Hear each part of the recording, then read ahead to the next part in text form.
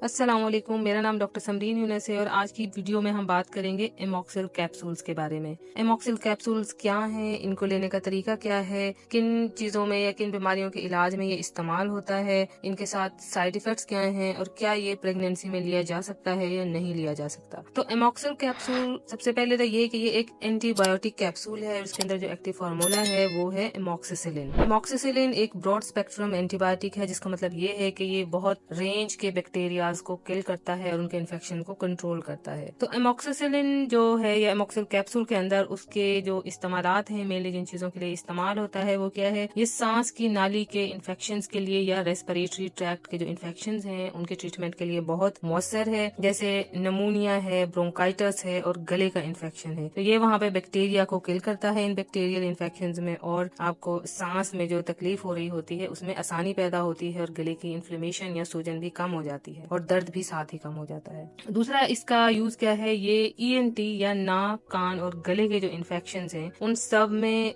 बहुत मुफीद है इसका इस्तेमाल। ये वहाँ पे भी बैक्टीरिया की जो नशोनुमा है या ग्रोथ हो रही होती है उसको रोकती है और उससे इन्फेक्शन जो है सबसाइड हो जाता है और उसके साथ जो आपको इलामात आ रही होती हैं वो सब भी खत्म हो जाती हैं। और इसका यूज क्या है, पेशाब की नाली के इन्फेक्शन या यूरिनरी ट्रैक्ट के जो इन्फेक्शन हैं उनमें भी ये दवाई बहुत ज्यादा प्रिस्क्राइब की जाती है और बहुत इफेक्टिव है और ये बैक्टीरियल ग्रोथ को वहाँ पे रोकती है और जो पेशाब के साथ जो मसाइल हो रहे होते हैं वो सब सेटल हो जाते हैं। और इसका यूज होता है जल्द और जो हमारे सॉफ्ट टिश्यूज हैं उनके दूसरे इन्फेक्शंस में, जो बैक्टीरिया की वजह से इन्फेक्शन हो रहे होते हैं। तो ये वहाँ पे भी क्या करती है, जल्द की जो इन्फ्लेमेशन है, इन्फेक्शन है, उसको खत्म करती है और जख्म जो है हमारे बहुत जल्दी हेल्दी हो जाते हैं और वहाँ पे हीलिंग में हेल्प करती है। अब एमॉक्सिल कैप्सूल के फायदे क्या हैं? सबसे बड़ा फायदा तो इसका ये है कि ये एक ब्रॉड स्पेक्ट्रम एंटीबायोटिक है, जिसका मतलब ये है कि ये बहुत सारे बैक्टीरिया की जो ग्रोथ है उसको रोकती है और बहुत सारे इन्फेक्शंस को ट्रीट करती है अकेली एक एंटीबायोटिक। और इसके अलावा इसका जो मैकेनिज्म ऑफ एक्शन है, जो इसका ऑनसेट ऑफ एक्शन है, वो बहुत तेजी से ये अमल करती है और बहुत जल्दी ही बैक्टीरियल ग्रोथ को कंट्रोल करने में लग जाती है। अब बात करते हैं प्रेगनेंसी में इसके यूजेस की। तो प्रेगनेंसी में इस दवाई का यूज सेफ समझा जाता है और इसको हम यूज कर सकते हैं प्रेगनेंसी में। ये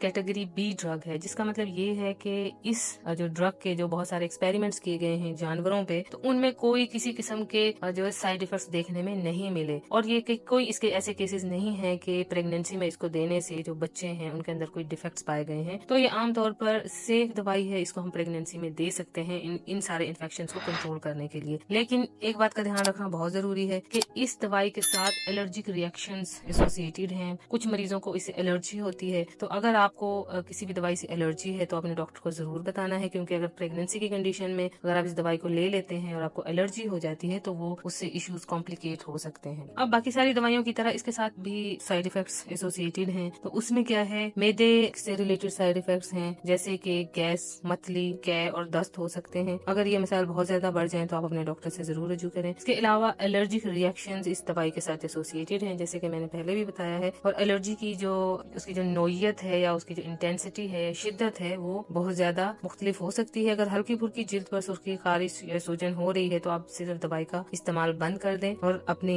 इस बात को नोट कर लें कि आपको इस दवाई से एलर्जी है। लेकिन ये जो एलर्जी है ये बहुत शदीद भी हो सकती है और उस शिद्दत की वजह से आपको सांस में दुश्वारी भी हो सकती है, जो कि जानलेवा हो सकती है। तो अगर ऐसी कोई अलामत आ रही हैं तो आपने फौरन हॉस्पिटल की तरफ जाना है और डॉक्टर से मशवरा करना है। इसके अलावा अगर आपको जिगर या गुर्दे की किसी किस्म की बीमारी है तो आपने अपने डॉक्टर को ये बात जरूर बतानी है, क्योंकि इस दवाई के तवील अरसे तक इस्तेमाल से आपके जो जिगर हैं और गुर्दे हैं उनकी फंक्शनिंग पर नेगेटिव असरात हो सकते हैं। तो ये कैप्सूल डिफरेंट स्ट्रेंथ्स में अवेलेबल होता है, 250 मिलीग्राम में भी है, 500 मिलीग्राम में भी है और आमतौर पर इसकी जो डोज है वो 2 बार दी जाती है या 3 बार दी जाती है। अब 500 मिलीग्राम का कैप्सूल देना है या 250 मिलीग्राम का कैप्सूल देना है, 2 बार देना है या 3 बार देना है, ये उस कंडीशन के अकॉर्डिंग डिसाइड होगा जिस इन्फेक्शन के लिए आप ये ले रहे हैं, वो कितनी शिद्दत का इन्फेक्शन है और जो पेशेंट ये ले रहा है उस पेशेंट की कंडीशन कैसी है, उसकी उम्र कैसी है, वो बच्चा है या बालिग है। अगर इसकी जो डोज है एमॉक्सिल की अगर जरूरत से ज्यादा ले ली जाए तो उससे मुज़र असरात हो सकते हैं, जैसे कि शदीद मैदे के मसाइल हैं,